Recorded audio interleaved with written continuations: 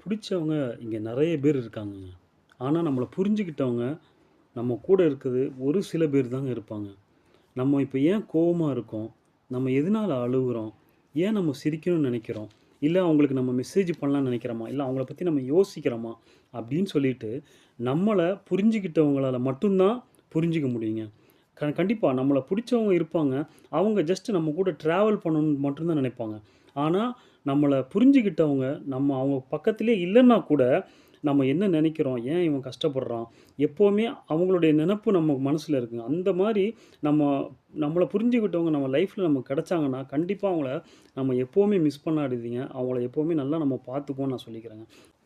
அப்புறமா நம்ம மாடு இருக்கு பார்த்தீங்களா? அது வந்து நல்லா செக்கு இழுக்கும். அதுக்கப்புறமா உழுது எடுக்கும் இல்லையா? அவ்வளோ கஷ்டப்பட்டாலுமே, அதுக்கு நிச்சயமா சாட்ட அடி கண்டிப்பா கிடைக்குங்க. அதே மாரி தாங்க நம்ம மனுஷங்களும். நம்ம எவ்வளவு தான் இறங்கி போய், எவ்வளோ தான் நம்ம நல்லது பண்ணாலும், நமக்காக ஆப்போசிட்டா எதிர்வினையான விமர்சனங்கள் நமக்கு கண்டிப்பா வருங்க. இது எல்லாமே நம்ம கடந்து போய்க்கிட்டே இருக்க வேண்டியதுதாங்க நம்ம லைஃப். அப்பதாங்க நல்லாருக்கும்னு சொல்லி நான் முடிச்சுக்கிறேன் இன்னைக்கு. Thank you.